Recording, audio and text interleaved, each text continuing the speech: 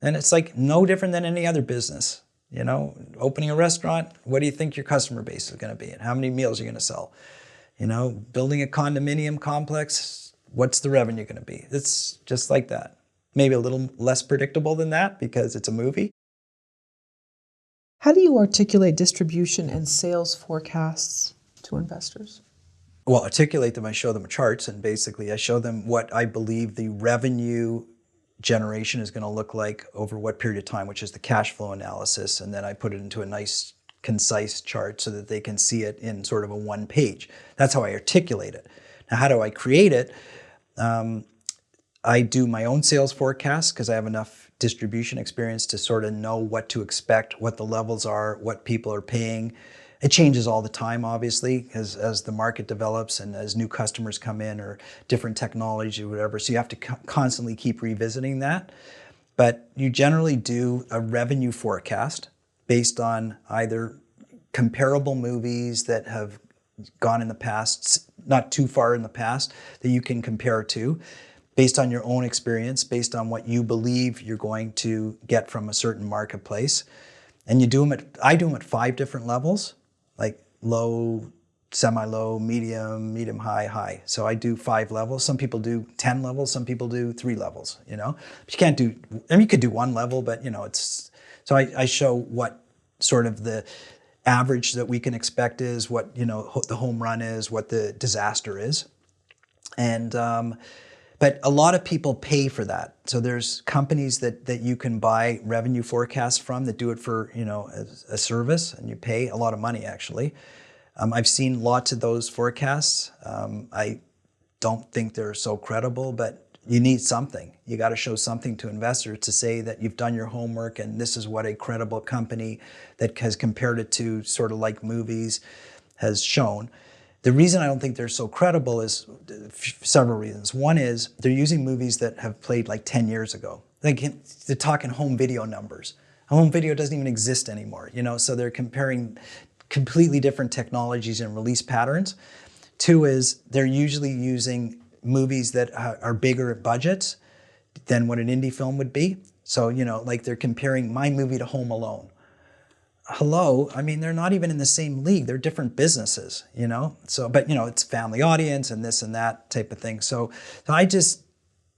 I'm so financially responsible, like not I'm responsible, but I'm so critical financially. I got to make sure that it makes sense. And sometimes the comps, as they call them, the comparables, are not as credible as, you know, when you talk to, say, a sales rep who is in the market right now, who deals with today's audience and today's platforms, and you sit them down and say, what do you think? And it doesn't matter what 10 movies did 10 years ago. What matters is what they think, because they're out there interacting with customers all the time and selling movies to them. Now, I also have relationships with some agents and distributors around the world, so I'm able to call them up and say, okay, what do you think? And nobody gives definitive answers. They give, well, it could be this, it could be that, it could be, at least you get a ballpark, and it is a ballpark. But you say to your investors, you know, here's the ballpark, here's the range, you know, it could be a big range, you know, and here's what you think the target's gonna be. And it's like no different than any other business. You know, opening a restaurant, what do you think your customer base is going to be and how many meals you're going to sell? You know, building a condominium complex, what's the revenue going to be? It's just like that. Maybe a little less predictable than that because it's a movie. Do you talk to your students at UCSD about that? I mean, do they want to know, how can I create this, even if it's just for play and Excel? Yeah, they do. Okay. But it's so, I'd need a whole course on that, actually. It's so extensive. First of all, you have to understand finances a little bit too. And I do get into, I mentioned cash flow. You see, so there's how much revenue you're going to generate, but what the time frame it's going to take to generate it. And that speaks to sort of return on investment or internal rate of return. So for instance, if you invested, say, $1,000 in today, and next year I gave you back $2,000, you would have gotten, you know, 100% return on your, you know, or 200% ROI, like double your money, right? But over a year. But if I returned it to you 2 years later, it would have been over 2 years. So it's a sort of a different financial analysis for an investor because they're looking at their annual rate of return. So the longer it takes to return the money, the lower their return on investment has been, or their internal rate of return, as we call it. This is beyond what film students want to learn. I mean, film students don't sign up to learn. This is accounting stuff. I mean, this is stuff you learn in business school. This is finance, right? So I talk about it, but I don't get into too much depth. But ironically, we just finished that unit on distribution, and part of the assignment, they have to do an assignment. Part of the assignment is doing a very, very high-level cursory revenue forecast. And everybody said, how would we know how to do that? And I said, just guess. And they said, what's the point? I said, you'll understand the point in 5 years from now. Just guess. Okay, and the point of that exercise, if my students watch this video, is that they have to go through the motions to look at the different sort of revenue streams. VOD, television, international. So now they're considering what revenue streams there are, and they're just putting numbers in. It doesn't matter what the numbers are. It's the format of what they have to think about.